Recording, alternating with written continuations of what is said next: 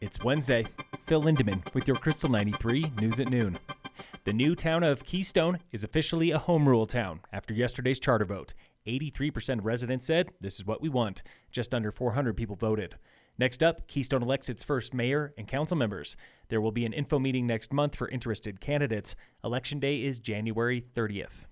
Former gym teacher Leonard Grams took the stand yesterday in the underage sex assault trial against him. He argues he did nothing wrong, saying a group of at least 3 teenage girls, maybe as many as a dozen, are lying to get back at him for being a tough teacher. The girls were also on the stand.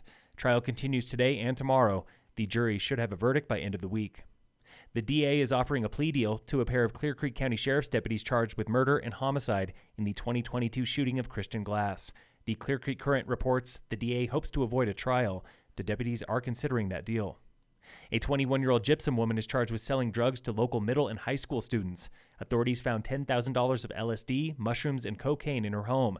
She was busted by Granite, the same group cracking down on I-70 drug trafficking. A rifleman is in jail on 5 felonies and more for allegedly firing a gun at a rodeo. The Post-Independent reports it happened when the man and several others were fighting after the rodeo. He also had drugs on him. CDOT is promising minimal ski season delays from the massive Floyd Hill project on I-70. Blasting will continue through winter, but only on weekdays. You can still expect slower traffic from modified lanes there and roundabout construction nearby on U.S. Highway 6. Governor Jared Polis and U.S. Secretary of the Interior Deb Haaland were visiting orphaned wells this week in Adams County. Those are abandoned oil and gas drilling sites. The feds have launched a new program to plug up those orphaned wells, calling them environmental hazards that jeopardize public health. But how did they get that way, orphaned? Colorado Sun reports small prospectors will run out of money or material and simply leave them. Local fire danger remains low today here in Summit, still with no fire restrictions.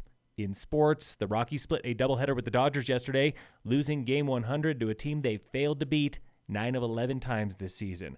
It's only natural. Today, the Rockies are playing the Dodgers again at 6:40. And in local sports, brought to you by Cassandra Schultz and Associates with American Family in Dillon. Summit High boys soccer lost to Vail Mountain School yesterday, 5-3. Big congratulations to junior golfer Jace Melby. He qualified for state, happening early next week in Montrose. The Silverthorne Rec Center is open again with limited locker rooms, but the showers aren't working. The town is looking into it. Until fixed, there are no showers at Silverthorne Rec. Phil Lindemann, Krystal 93 News.